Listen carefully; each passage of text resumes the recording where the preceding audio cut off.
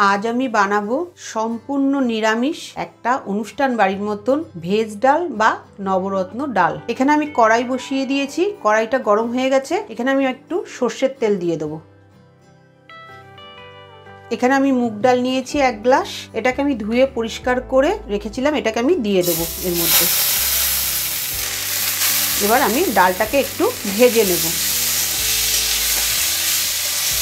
एखाने डालटा आमादेर भाजा हये गेछे। आमी एइभाবে भाजलाम केन, ताते डालटा गले जाबे ना।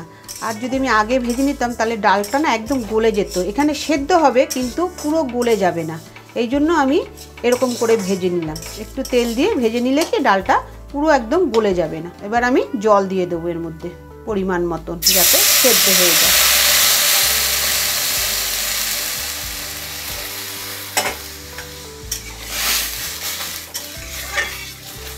এর মধ্যে আমি পরিমাণ মতন নুন দিয়ে দেবো, হাফ চামচ হলুদ দিয়ে দেবো, দিয়ে ভালো করে মিশিয়ে আমি ঢাকা দিয়ে দেবো। 5-7 মিনিটের জন্য আমি এটাকে ঢেকে দেবো। এখানে আমাদের 7 মিনিট হয়ে গেছে। এবার আমি ঢাকাটা তুলে দেখে নেব।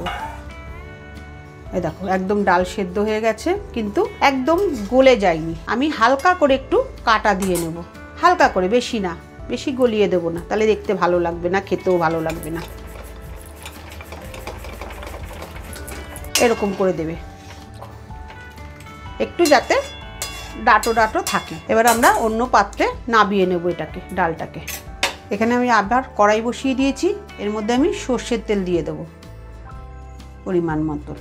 এখানে তেল গরম হয়ে গেছে। এবার আমি শুকনো মশলা কিছু দেবো। আস্ত জিরে দেব কিছুটা, 2টো শুকনো লঙ্কা দেব, তেজপাতা দেব,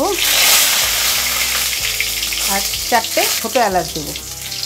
দিয়ে একটু নাড়াচাড়া করে নেব। নিয়ে আমি সবজি কেটে রেখেছিলাম, এই যে ডালের মধ্যে যে দেব সবজিগুলো। প্রথমে বিনস দেব, ফুলকপি দেব, এইভাবে কেটে নেবে তোমরা ছোট ছোট করে। গাজর দেবে, এইভাবে। আলু দেবে, দেখো এইভাবে আলুটা কাটবে, কেটে এইভাবে দেবে। মটরশুঁটি দেবো এখানে।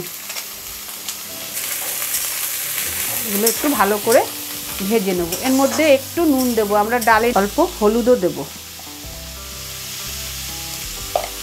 দিয়ে ভালো করে এটাকে আমি একটু ভেজে নেব। এখানে সবজিগুলো আমাদের ভাজা হয়ে গেছে। এখন আমি এর মধ্যে ধুয়ে রেখেছিলাম কাজু আর কিশমিশ, সেটাকেও এর মধ্যে আমি দিয়ে দেব।